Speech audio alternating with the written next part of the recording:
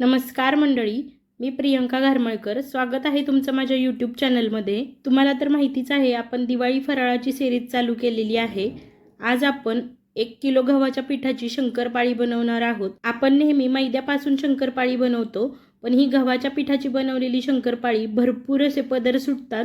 तुम्हाला मोजता सुद्धा येणार नाहीत एवढे पदर सुटतात याला, आणि अगदी बिस्किटाप्रमाणे खुसखुशीत होते. शंकरपाळी बनवताना इथे आपण जरासुद्धा मैद्याचा वापर करत नाही, गव्हाच्या पिठापासून बनवत आहोत. त्यामुळे ही शंकरपाळी खायला सुद्धा तेवढीच पौष्टिक आहे. रेसिपी नेहमीप्रमाणेच अगदी सोपी आहे. अजून जर चॅनलला सबस्क्राईब केलेलं नसेल तर आत्ताच सबस्क्राईब करून घ्या, आणि व्हिडिओ जर आवडला तर लाईक करायला अजिबात विसरू नका. चला तर मग भरपूर लेयर्स असलेली, जवळपास दुपटीने फुलणारी आणि बिस्किटापेक्षाही जास्त खुसखुशीत होणारी अशी गव्हाच्या पिठाची शंकरपाळी बनवायला सुरुवात करूयात.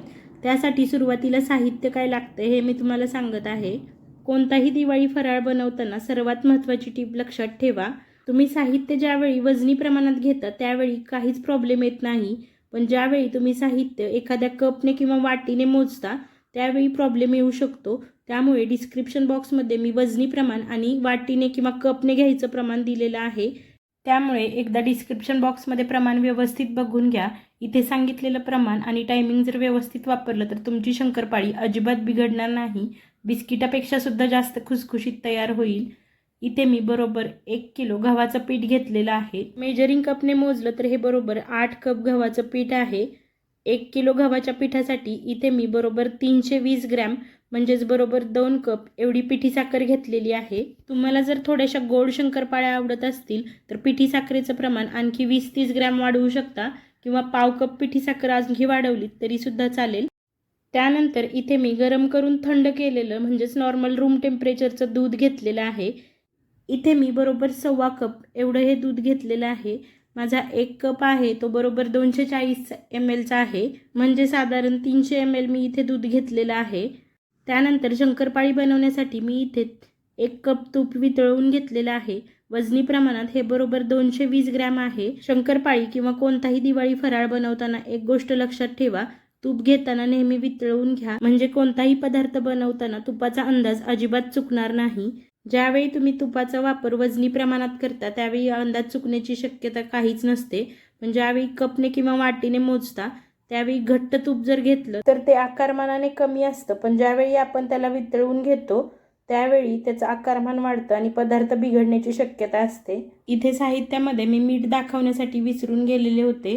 पाव चमचा मीठसुद्धा यामध्ये घालून घ्यायचं आहे. शंकरपाळी जरी गोड असली तरी अगदी थोडंसं मीठ घातल्यामुळे चवीला आणखी छान होते. चला मग आता शंकरपाळी बनवायला सुरुवात करूयात. त्यासाठी गॅसवरती एक मी पातेलं गरम करण्यासाठी ठेवलेलं आहे. त्यामध्ये दूध घालून घ्यायचं. त्यानंतर वितळवून घेतलेलं जे तूप आहे ते सगळं तूप यामध्ये घालून घ्यायचं. त्यानंतर यामध्येच पिठी साखरसुद्धा आपल्याला घालून घ्यायची आहे. आता हे सगळं मिश्रण पिठी साखर विरघळेपर्यंत आपल्याला गरम करून घ्यायचं आहे. अगदी मंद गॅसवरती सतत ढवळत ही पिठी साखर वितळवून घ्यायची आहे. हे मिश्रण आपल्याला उकळून घ्यायची किंवा जास्त गरम करायची सुद्धा गरज नाही. अगदी 2-3 मिनिटातच पिठी साखर विरघळली जाते. अगदी कोमट हे मिश्रण तयार झालेलं आहे, त्यामुळे थंड करत बसण्याची गरज नाही. तुमचं जर हे मिश्रण थोडंसं जास्त गरम झालेलं असेल तर थोडंसं कोमट करून घ्या. गव्हाचं पीठ मी परातीमध्ये काढून घेतलं. त्यामध्येच अगदी पाव चमचा मीठ घातलं. आता हे सगळं व्यवस्थित मिक्स करून घ्यायचं आहे. त्यानंतर दूध, तूप आणि पिठी साखरेचं जे मिश्रण होतं त्यापैकी मी निम्म्यापेक्षा जास्त मिश्रण गव्हाच्या पिठामध्ये घातलं. जसं कणकेला आपण थोडं थोडं पाणी घालून मळून घेतो, अगदी त्याच पद्धतीने मी यामध्ये थोडंसं मिश्रण घालून ही गव्हाची पिठाची कणिक यामध्ये मळून घेत आहे. आता उरलेलं सुद्धा सगळं मिश्रण मी यामध्ये घालून घेतलं आहे. आता हे गव्हाचं पीठ या मिश्रणामध्ये आपल्याला व्यवस्थित असं घट्टसर एकदम मळून घ्यायचं आहे. गरज लागली तर अगदी थोडासा दुधाचा वापर तुम्ही करू शकता. तुमच्या गव्हाच्या पिठाची क्वालिटी कशी आहे किंवा आजूबाजूचं हवामान कसं आहे त्यावरती सुद्धा दुधाचं प्रमाण किती घ्यायचं हे अवलंबून असतं. एकदम पीठ हातात बसत नाही, त्यामुळे मी यामधला एक पिठाचा गोळा मळून दुसरीकडे ताटामध्ये ठेवलेला आहे. उरलेलं पीठ मला थोडंसं कोरडं वाटत होतं, त्यासाठी मी गरम करून थंड केलेलं पाव कप दूध घेतलेलं आहे. अगदी थोडं थोडं करून अंदाज घेत घेत हे दूध या पिठामध्ये घालून घ्यायचं आणि याचा सुद्धा घट्टसर असा गोळा बनवून घ्यायचा आहे. मला आणखी हे पीठ थोडंसं कोरडंच वाटत आहे, त्यामुळे मी आणखी थोड्याशा दुधाचा वापर करत आहे. टोटल मी पाव कप दूध जास्तीचं घेतलं होतं. शेवटी मी सांगते की मला किती दूध लागलं. याचीसुद्धा व्यवस्थित अशी घट्टसर कणिक मळून घ्यायची आहे. व्हिडिओमध्ये बघू शकता बऱ्यापैकी घट्ट मी कणिक मळून घेतलेली आहे. आता उरलेलं जे पाव कपामधलं दूध होतं ते सगळं दूध मी यामध्ये वापरून घेतलं. म्हणजेच शंकरपाळीचं पीठ मळण्यासाठी मी सुरुवातीपासून आत्तापर्यंत बरोबर 1.5 कप दुधाचा वापर केलेला आहे.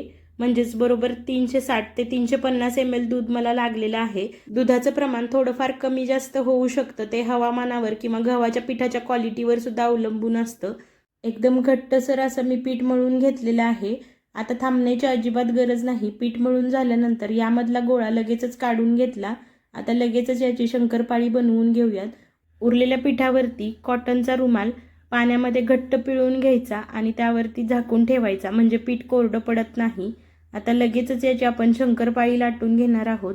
बऱ्यापैकी गोळा हाताने एकसारखा करण्याचा प्रयत्न करायचा, कारण हा गोळा खूप घट्ट आहे. घट्ट मळल्याशिवाय शंकरपाळी चांगली खुसखुशीत होत नाही. त्यामुळे हे पीठ थोडंसं घट्टच मळायला लागतं. त्यातच आपण यामध्ये तुपाचा सुद्धा वापर केलेला आहे. त्यामुळे हे पीठ लाटताना सुद्धा साईडने त्याला बऱ्यापैकी चिरा जातात. एकदम गोल गरगरी त्याची पोळी लाटताच येत नाही. साईडला ज्या चिरा गेलेल्या आहेत त्या लाटतानाच हाताने थोड्याशा एकत्र करून घ्यायच्या आणि त्यानंतर त्यावरती बेलनं फिरवून घ्यायचं. त्यामुळे जास्त काही याला चिरा जात नाहीत आणि याची पोळी एकसारखी लाटता येते. जास्त पातळसुद्धा याची लाटी लाटायची नाही. साधारणतः 1 सेंटीमीटर एवढ्या जाडीची याची लाटी लाटून घ्यायची, म्हणजे शंकरपाळ्या एकदम खुसखुशीत तयार होतात आणि खायलासुद्धा त्या एकदम सुंदर लागतात.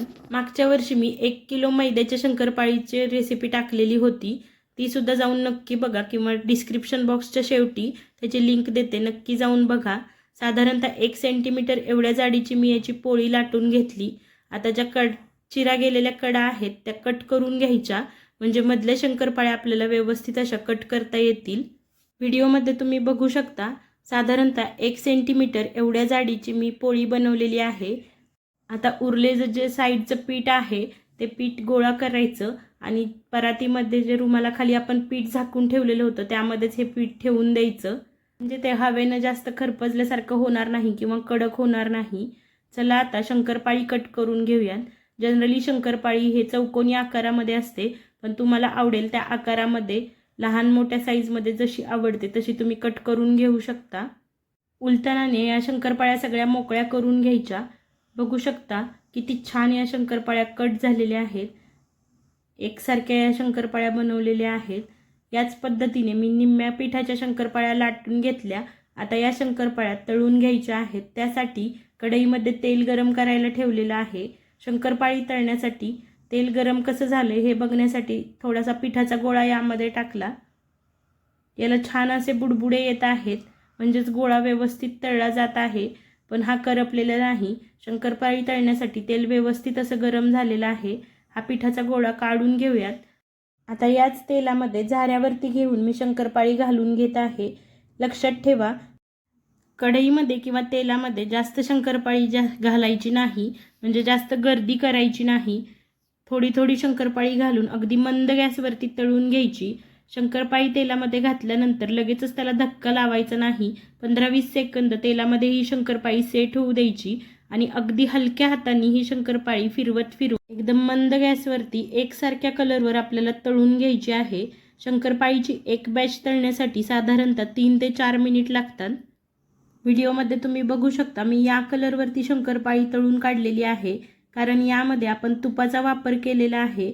शंकरपाळी तेलातून जरी बाहेर काढली तरी याची कुकिंग प्रोसिजर चालूच राहते. त्यामुळे थंड होईपर्यंत सुद्धा याचा थोडासा कलर आणखी डार्क होतो. त्यामुळे जास्त डार्क कलरवर शंकरपाळी अजिबात तळू नका. शंकरपाळीची दुसरी बॅच तळताना तेलाचं टेम्परेचर कमी झालेलं असतं, त्यामुळे तेल व्यवस्थित गरम करून घ्या. पुन्हा गॅसची फ्लेम मंद करा आणि मंद गॅसवरती दुसरी बॅचसुद्धा तळून घ्या. याच पद्धतीने मी उरलेल्यासुद्धा सगळ्या शंकरपाळ्या अगदी एकसारख्या कलरवरती तळून घेतलेल्या आहेत. अशा पद्धतीने एकदम पौष्टिक अशा बरोबर 1 किलो गव्हाच्या पिठाच्या आपल्या शंकरपाळ्या तयार झालेल्या आहेत. 1 किलो गव्हाच्या पिठापासून साधारणतः 1700 ग्रॅम एवढी शंकरपाळी तयार होते. आता यामधलीच एक शंकरपाळी मी तुम्हाला तोडून सुद्धा दाखवते. बघू शकता अगदी सहज ही शंकरपाळी तुटल्या गेलेली आहे.